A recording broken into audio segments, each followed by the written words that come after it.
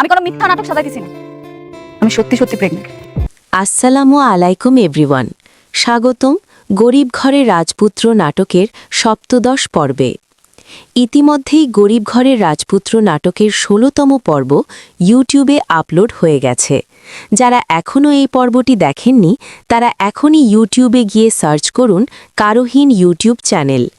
এই চ্যানেলে ধারাবাহিকভাবে গরিব ঘরের রাজপুত্র নাটকের সকল পর্ব আপলোড করা হচ্ছে। আর সপ্তদশ পর্ব কবে এবং কখন আপলোড হবে সেই আপডেটটি জানতে ভিডিওর শেষ পর্যন্ত আমাদের সঙ্গেই থাকুন।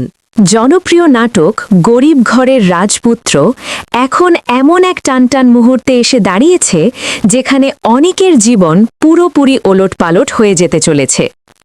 গত পর্বে আমরা দেখেছি অনেক গভীর চিন্তায় ডুবে আর ঠিক তখনই বৃষ্টি ঘর ছেড়ে চলে যাওয়ার সিদ্ধান্ত নেয়।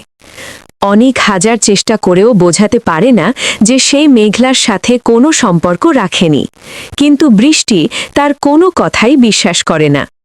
বৃষ্টির একটাই কথা, যদি সম্পর্ক না থাকে তাহলে এই বাচ্চা কোথা থেকে এলো।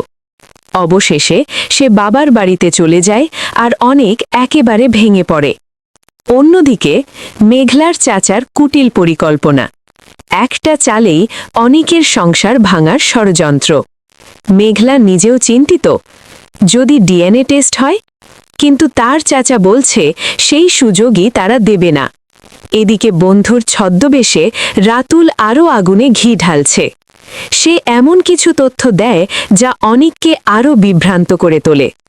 শেষে অনেক সরাসরি মেঘলার মুখোমুখি। অনেক বলে, আমি প্রমাণ করব এই বাচ্চা আমার নয়। মেঘলার ঠান্ডা জবাব, চেষ্টা করে দেখো, ততদিনে তোমার বৃষ্টি হয়তো অন্য কারো হয়ে যাবে। এই কথা শুনে স্তব্ধ অনেক।